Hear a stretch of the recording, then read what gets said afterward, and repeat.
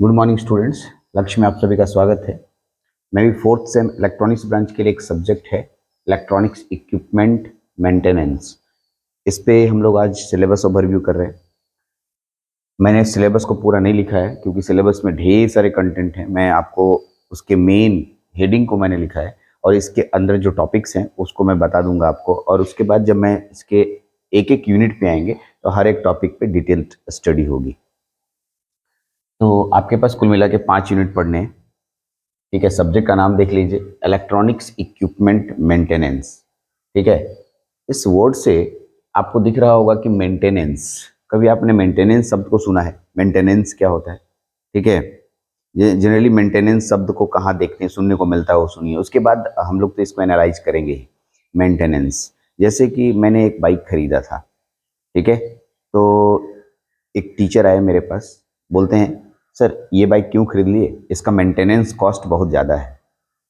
ठीक है, हम बोले सर ऐसा क्यों? मेंटेनेंस कॉस्ट, सर मेंटेनेंस में तो ही होगा जो सर्विसिंग कराएंगे, ठीक है, या फिर ये ऑयल फिल करेंगे या फिर ये समथिंग समथिंग। तो एक सिंपल वर्ड्स को मैं ला रहा हूँ, मेंटेनेंस, इसे हिंदी में बोलते हैं रख रखाव। ठीक है, क्या बोलते हैं हम लोग? रख रखाव। आपकी भाषा में, हिंदी की भाषा में बोले आप तो रख रखाव। ठीक है, कैसे किसी चीज को रखते हैं। तो मेंटेनेंस कॉस्ट किसी का ज़्यादा होता है, किसी का कम होता है, वो अंदर में लगे हुए इक्विपमेंट के आधार पर डिसाइड होता है। करेक्ट? ठीक है, तो मैंने तो मेंटेनेंस समझाया कि पर्टिकुलर हम लोग कहाँ इन सब शब्दों का इस्तेमाल करते हैं। यानी कोई भी डिवाइस बनने के बाद, ठीक है, उसकी मेंटेनेंस बहुत ज़रूरी है। अगर आप मेंटेनेंस नहीं करेंगे तो वो इक्विपमेंट समय से पहले खराब हो जाएगा। ये बात हम लोग शुरू से जानते आ रहे हैं। खुद से अपना शरीर को भी ले लो, ये भी एक प्रकार का मशीन है, और अगर आप अपने शरीर का मेंटेनेंस ठीक से नहीं करेंगे तो जल्दी जल्दी बीमार होंगे। ठीक है, ओके, और आपकी तबीयत ठीक हमेशा नहीं रहेगी। तो यहाँ पर हम लोग पढ़ने आ रहे हैं, उसका नाम है electronics equipment and maintenance. Electronics equipment, यानी हम लोग इलेक्ट्रॉनिक्स ब्रांच से हैं, तो इलेक्ट्रॉनिक्स में जो जो इक्विपमेंट्स आपको यूज होगा उसका पूरा रख रखाव करके यहाँ पर दिखाएंगे। तो आपको इसके लिए थर्ड सेमेस्टर की पूरी सिलेबस आपको आनी चाहिए। करेक्ट? अगर थर्ड सेमेस्टर में जो जो टॉपिक्स आपने स्टडी की, जो पढ़ लिया, ठीक है, जो कंपोनेंट्स के बारे में आपने स्टडी किया, उसके रख रखाव के बारे में बताऊंगा। दूसरा, साथ साथ इसी पूरे सिलेबस में मैं कौन सा डिवाइस खराब हो गया है, यानी फॉल्ट है, फॉल्टी डिवाइस बोलते हैं इसको, खराब हो गया है, या कौन सा डिवाइस अच्छा है, इसके बारे में भी बताऊंगा। जैसे मैंने बाजार से ट्रांजिस्टर खरीद के लाया, मान लिया कि मेरे पास ये इस तरह का, ठीक है, मान लिया एक डिवाइस निकाल रहा हूं मैं, ये ट्रांजिस्टर है, मान लिया। ठीक, अब ये ट्रांजिस्टर है, ये अच्छा है या नहीं खराब है, ये तो ऐसे आंख से देखने से पता नहीं चलेगा।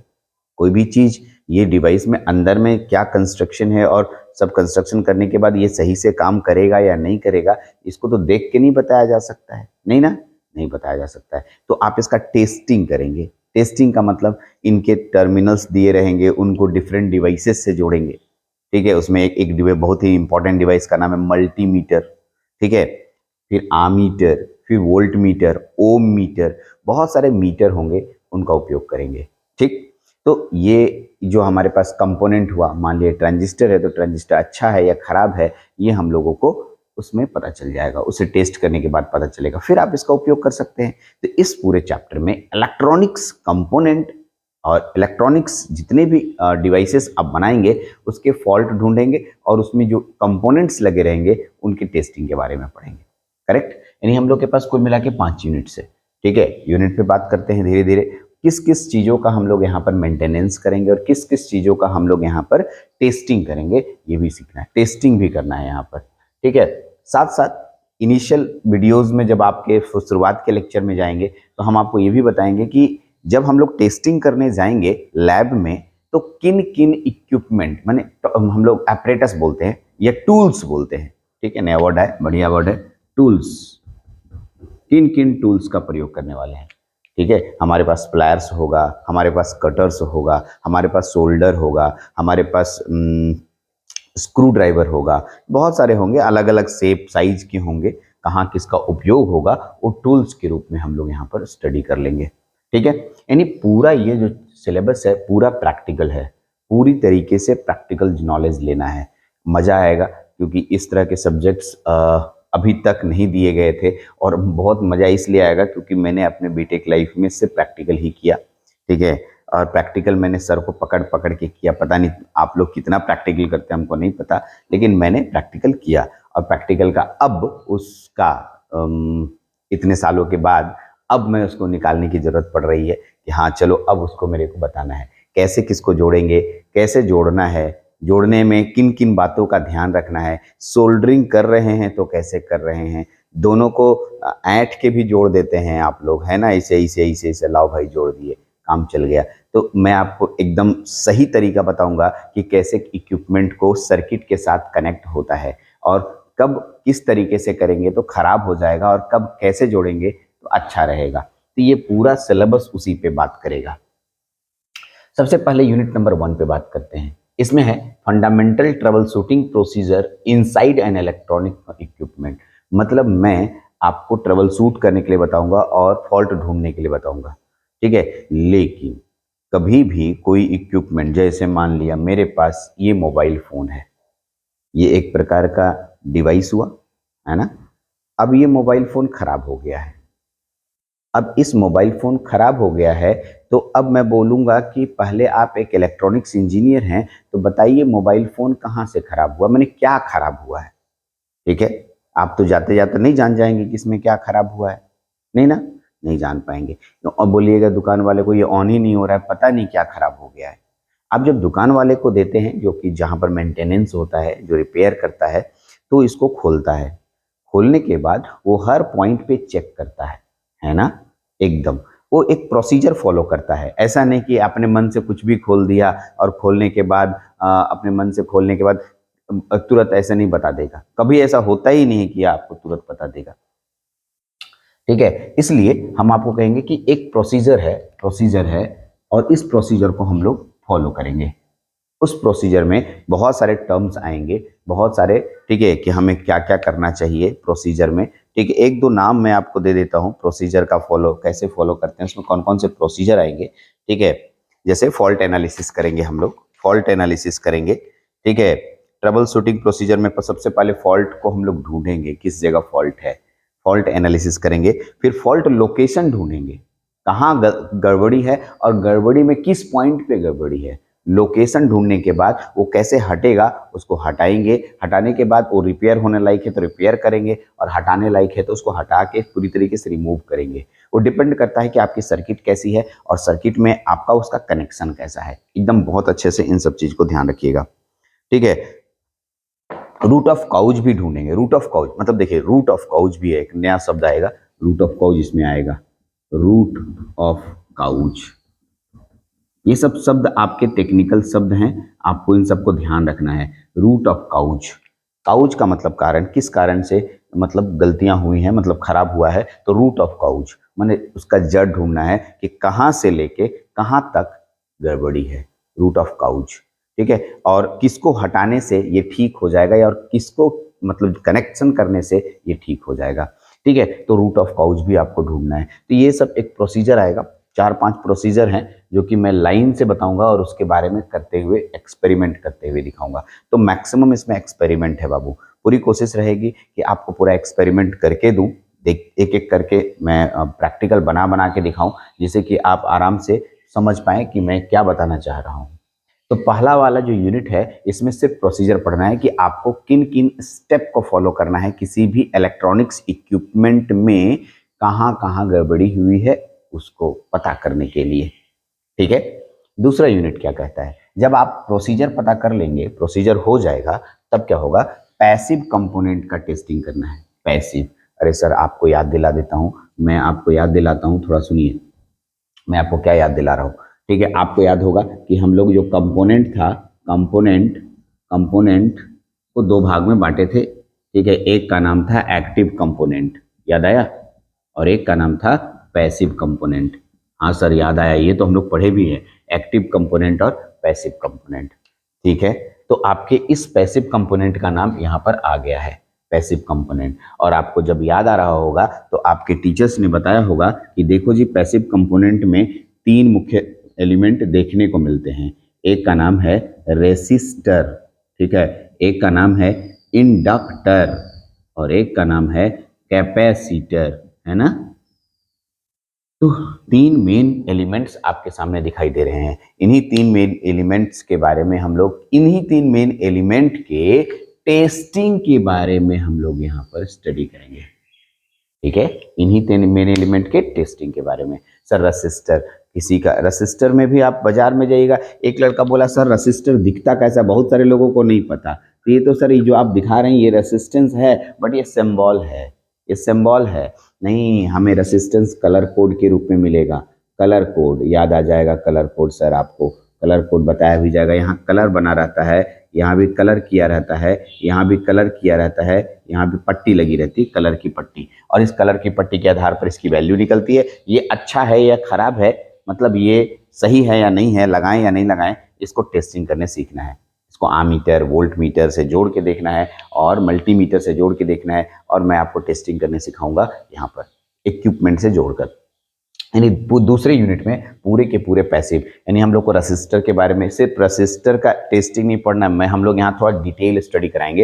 व्हाट इज रसिस्टर भी बताएंगे, रसिस्टर के टाइप्स में बताएंगे, रसिस्टर के टाइप्स पढ़ने के बाद अलग अलग इसके टेस्टिंग कैसे होते हैं सभी तरह के रसिस्टर का, उसको भी हम लोग यहाँ स्टडी करेंगे। फिर इंडक्टर, इंडक्टर के टाइप कितने होते हैं। इंडक्टर बहुत सारे लोगों ने देखा होगा, अरे कोई भी जैसे कोई इक्विपमेंट निकालना, उसमें देखना ना ऐसे ऐसे तार लपेटा रहता है गोल गोल, ठीक है, और ऐसे बना रहता है, ऐसे लगा रहता है। तो ऐसे जहाँ तार गोल गोल गोल गोल लपेटा रहता है उसको हम लोग इंडक्टर बोलते हैं। इंडक्टर भी अलग अलग टाइप का होता है, ठीक है। तो सभी पहले इंडक्टर के टाइप्स को पढ़ेंगे, इंडक्टर के टाइप्स में उसके बाद उसके प्रोसीजर, उसके फॉल्ट ढूंढेंगे, मतलब वो खराब है या टेस्टिंग करेंगे खराब है या अच्छा है। कैपेसिटर भी बहुत सारे टाइप के होंगे, कम से कम 10 से 12 टाइप का, उससे भी ज़्यादा टाइप का कैपेसिटर होता है। सभी के टाइप्स के बारे में पढ़ेंगे और उसके जो अगर वो खराब हो गया है तो उसका टेस्टिंग करने सीखेंगे, खराब है या अच्छा है। तो ये दो यूनिट हुआ आपके पास। तीसरा यूनिट में मैं आपको बताने वाला हूँ testing of semi conductor devices, यानी यही तो है कंपोनेंट जो बांटे थे उसमें एक्टिव और पैसिव दो आ गया था ना। तो पैसिव में तो आपके पास रेसिस्टर, इंडक्टर और कैपेसिटर आ गया, तो अब आपके पास एक्टिव डिवाइस बचता है जिसमें सभी के सभी सेमीकंडक्टर डिवाइसेस आते हैं ना। यस, सभी के सभी सेमीकंडक्टर डिवाइसेस आते हैं। तो सभी के सभी सेमीकंडक्टर डिवाइसेस में जितने भी सेमीकंडक्टर डिवाइसेस आपने अभी पढ़ रखा है, सिलेबस में तो बहुत सारा दिया है, तो सभी को हम लोग यहाँ पर स्टडी करेंगे। मैं आपको नाम दे देता हूँ सिलेबस के अनुसार कौन कौन सा नाम दिया है, ठीक है। यूनिट नंबर 3 में बोल रहा है कि डायोड्स के टेस्टिंग के बारे में बताओ, एकदम बताएंगे सर। पीएन जंक्शन डायोड का टेस्टिंग कैसे होगा। दूसरा बोलता है सर बीजेटी के टेस्टिंग के बारे में बताओ। यस सर, बीजेटी के टेस्टिंग के बारे में बताएंगे आपको हम, ठीक है। एफईटी फेट के टेस्टिंग के बारे में बताओ, एफईटी फेट के टेस्टिंग के बारे में भी मैं बताऊंगा, ठीक है। फिर थायरेस्टर, थायरेस्टर थर्ड सेमेस्टर में आपको रवि सर ने बताया था, उसका नाम है एससीआर, एससीआर थायरेस्टर के पूरी फैमिली में जितने लोग आते हैं उसके। फिर इसमें ओपैम, ओपैम ओपैम के टेस्टिंग के बारे में हम लोग पढ़ेंगे, ठीक है। ऑपरेशनल एम्पलीफायर के टेस्टिंग के बारे में, ठीक है। तो इतने सारे आपके पास दिए हुए हैं टेस्टिंग, जो कि आपको इस सेमीकंडक्टर डिवाइसेस में आपको पढ़ना है। डायोड के बारे में, बीजेटी के बारे में, फेट के बारे में, एससीआर के बारे में और ओपैम के बारे में। सभी के सर्किट्स को जानना है, सभी के सर्किट्स में टर्मिनल को जानना है, और टर्मिनल के बाद उसके टेस्टिंग को भी सीखना है। चलिए आगे बढ़ते हैं। तीसरा चौथा यूनिट में logic IC, logic IC family, एक साथ इसको पढ़िएगा। लॉजिक आईसी फैमिली, और कहाँ, तो डिजिटल आईसी में। बाजारों में आईसी मिलता है। यदि आप, मेरा एक और सब्जेक्ट मैं पढ़ा रहा हूँ लीनियर इंटीग्रेटेड सर्किट, उसमें मैंने डिजिटल आईसी का जिक्र किया है। डिजिटल आईसी को अगर आप पढ़ेंगे तो पता चलेगा कि what is the linear IC and what is the digital IC. Digital IC और लीनियर आईसी दो अलग अलग आईसीज हैं, दोनों के अलग अलग डिफरेंस मैंने बता रखे हैं, तो उसमें जाइएगा, पहला या दूसरा लेक्चर में वो मिलेगा आपको। तो डिजिटल आईसी के अंदर लॉजिक आईसी फैमिली होती है। Logic IC family, logic IC family का मतलब क्या होता है सुन लीजिएगा। अरे लॉजिक गेट पढ़े थे ना आप, है ना, सब लॉजिक गेट, सारे के सारे logic gate, and gate, or gate, nand gate, nor gate, ठीक है, एक्सॉर गेट, एक्सनॉर गेट। और सोचिए इसके अलावे आपने और भी चीजें पढ़ी थी, फ्लिप फ्लॉप, एडर, ठीक है, याद कीजिए, एडर, सब्ट्रैक्टर, ठीक है ना, मल्टीप्लेक्सर, डी मल्टीप्लेक्सर, ठीक है, ऐसे बहुत सारे, ठीक है, काउंटर, नाम सुन लीजिए, सब ढेर सारा आपने लॉजिक फैमिली में पढ़ा था। काउंटर, शिफ्ट रजिस्टर, ठीक है। तो बहुत सारे ऐसे आपके पास लॉजिक फैमिलीज हैं, ये सारे के सारे लॉजिक फैमिलीज के अंतर्गत आते हैं और ये आईसी के रूप में अवेलेबल होता है और इन आईसी को कहते हैं डिजिटल आईसी। तो हमें इन सब के टेस्टिंग के लिए डिजिटल आईसी का टेस्टिंग सीखना है। डिजिटल आईसी आईसी जो आपको मिलेगा उसमें जो पिन होंगे सभी पिन को चेक करना है और ये पिन काम कर रहा है कि नहीं कर रहा है इसको भी समझना है। तो इस यूनिट में पूरा हम आपको लॉजिक फैमिलीज आईसी के बारे में बताऊंगा। ठीक है, तो आपके पास 4 यूनिट हुए, 5वां यूनिट भी आपके पास इसी तरीके से है, rework and repair of surface mount assemblies. Surface mount assemblies, ठीक है, ध्यान दीजिएगा। सरफेस माउंट असेंबलीज का मतलब होता है, ठीक है, अगर मेरे पास कोई इक्विपमेंट है और ऊपर से ढका हुआ है, उसको खोलकर आराम से अंदर के सर्किट्स को ठीक कर सकना, सरफेस माउंट असेंबलीज बोलते हैं। इसमें कुछ टर्म्स हैं जिसको कि हम लोगों को बहुत अच्छे से समझना है। ठीक है, ओके, इसमें अलग अलग माउंट सेमीकंडक्टर डिवाइसेस होते हैं, SOIC, SOT, LCCC, LGA, BGA, COB. ठीक है, बहुत सारे ऐसे हैं जो अलग अलग पैकेजेस के रूप में अवेलेबल होते हैं। ये पैकेजेस का नाम है जो कि अभी मैं बोलूँगा तो आपको समझ में नहीं आएगा, लेकिन जैसे जैसे हम आगे बढ़ेंगे इन सभी का फुल फॉर्म के साथ हम लोग को इन लोगों को अच्छे से इसका भी रिपेयर एंड टेस्टिंग करना है, रीवर्क करना है, यानी कि फिर से उसको ठीक करना है। रिपेयर भी कर सकते हैं, रीवर्क मतलब उसको कहाँ गड़बड़ी है ढूंढ के ठीक करना। रीवर्क एंड रिपेयर एक साथ, जितने भी सरफेस माउंटेड डिवाइसेस होंगे उसको भी हम लोग को यहाँ पर काम करना है। तो हम लोग के पास कुल सारा का सारा पूरा चैप्टर, ठीक है, मेंटेनेंस पे आके रुक जाता है। इसी को मेंटेनेंस कहते हैं। ठीक है, मेंटेनेंस का मतलब क्या हुआ, अगर आपका कोई चीज खराब हो गया है तो आप सबसे पहले उस कहाँ क्या खराब हुआ है उसको ढूंढते हैं, ये पहला स्टेप होता है। फिर किस कारण से खराब हुआ उसको ढूंढते हैं। फिर खराब हुई वस्तु को बनाने की कोशिश करते हैं। यदि ये बनने के लायक नहीं है तो रिप्लेस करते हैं, है ना। ये जनरल हम लोग का किसी भी चीज़ में, दुनिया में कोई भी चीज़ खराब होता है तो हम लोग ऐसे ही प्रोसीजर फॉलो करते हैं। यस सर, ऐसे ही करते हैं। तो हम लोग आज से यानी जो नेक्स्ट लेक्चर आएगा, ये तो मेरा सिलेबस इंट्रोडक्शन लेक्चर है, जिसमें नेक्स्ट लेक्चर जो आएगा उसमें इलेक्ट्रॉनिक्स इक्विपमेंट और मेंटेनेंस का पूरा जितना भी मैंने आपको इसमें बना रखा है सबके बारे में एक एक करके बताऊंगा। सबके बारे में धीरे धीरे आराम से समझाने की कोशिश करूंगा, कैसे इसका टेस्टिंग करते हैं। चलिए, तो लेक्चर नंबर 1 देखिए, मजा आएगा। ये तो मेरा सिलेबस ओवरव्यू था। लेक्चर नंबर 1 में बहुत सारी चीज़ें मिलेंगी, पिक्चर के साथ, फोटो के साथ, और आपको बहुत सारी नॉलेज आपको देखने को मिलेगा। ठीक है, तो चलिए बने रहिए और अच्छे से लेक्चर को देखते रहिए। 1 बाय 1 लेक्चर, बहुत मजा आने वाला है इसमें, क्योंकि ये प्रैक्टिकल है इसलिए मजा आने वाला है। और इसमें ज़्यादा लिखना भी नहीं है, सिर्फ समझना है और प्रैक्टिकल करना है। प्रैक्टिकल सबके लिए आसान हो जाता है, कोई भी चीज़ प्रैक्टिकल, थ्योरेटिकल समझ में याद करने में परेशानी होती है, लेकिन प्रैक्टिकल तो बहुत मजा आता है। तो पूरा प्रैक्टिकल चैप्टर है।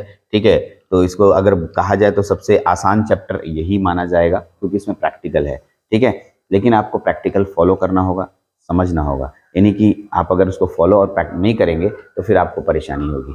ठीक, तो चलिए इस वीडियो में इतना ही रखते हैं। लेक्चर नंबर 1 आपके सामने आने वाला है। इसके बाद लेक्चर नंबर 1 में आप सभी के बारे में यूनिट नंबर 1 से स्टार्ट करेंगे। चलिए, थैंक यू वेरी मच।